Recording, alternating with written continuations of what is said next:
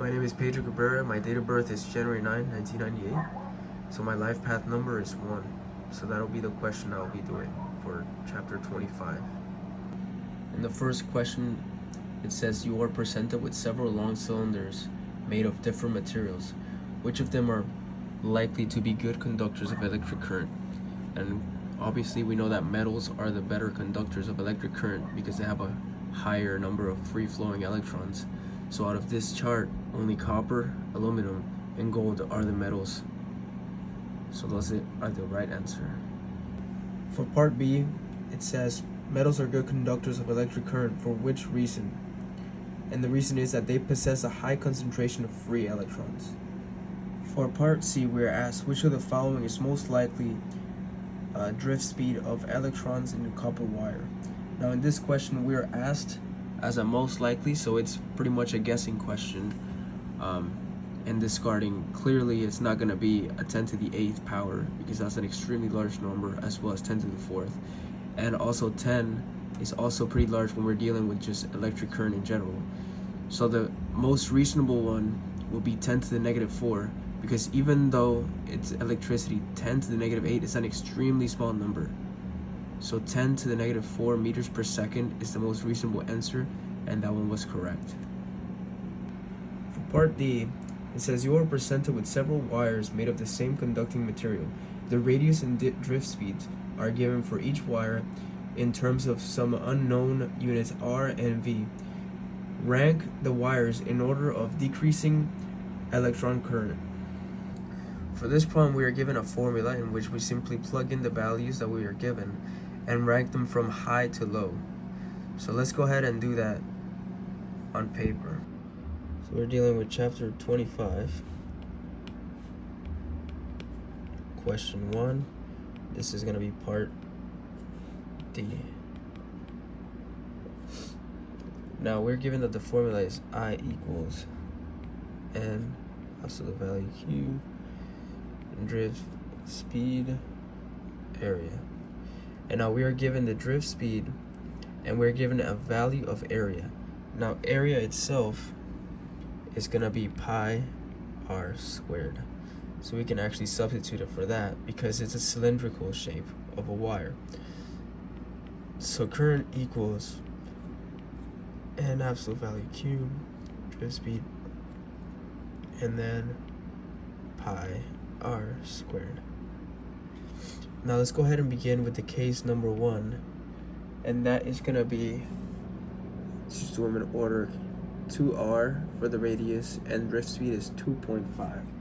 So case 1 is going to be radius 2r and drift speed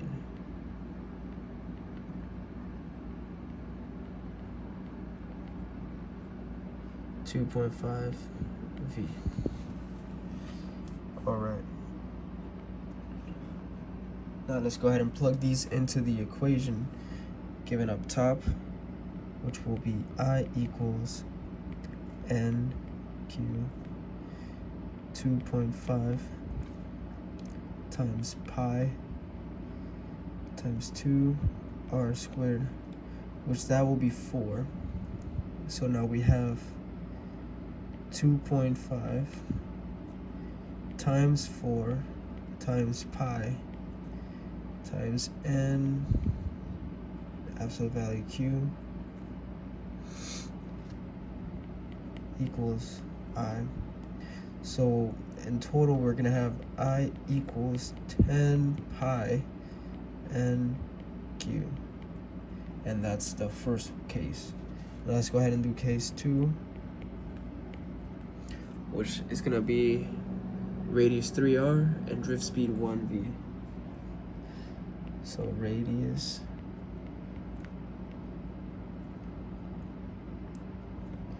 and drift speed equals 1v. Now we're going to repeat the process up top. Very simple. I equals N Q 1 times pi 3r squared. And now 3 squared is 9. So pretty much 9 times 1, which is just 9 pi n absolute value q. And that's why this is the second one. And case 3, we have radius 4r and drift speed 0.5. So radius equals 4r and drift speed equals 0.5 v. And doing the same process again, I equals n q with a drift speed of 0.5 times pi 4r squared. You know, 4 squared is 16 times 0.5, that's 8.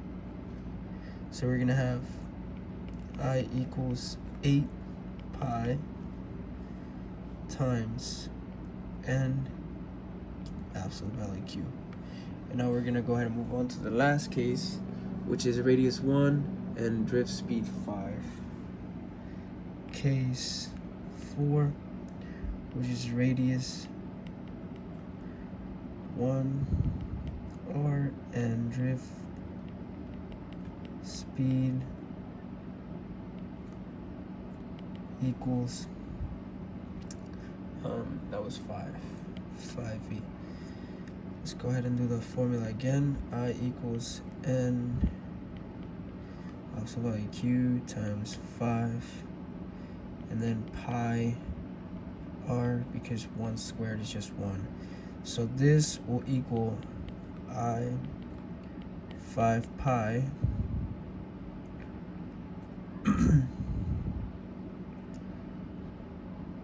n q.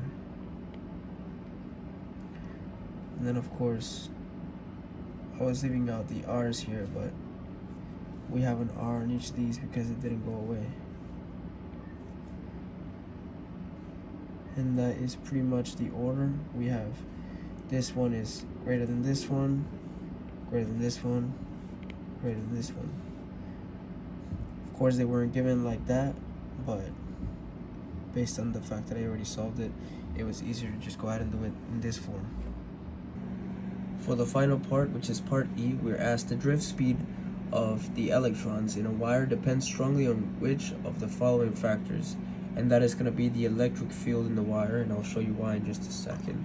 We are going to be using this formula again, but we are going to readjust it for the drift speed.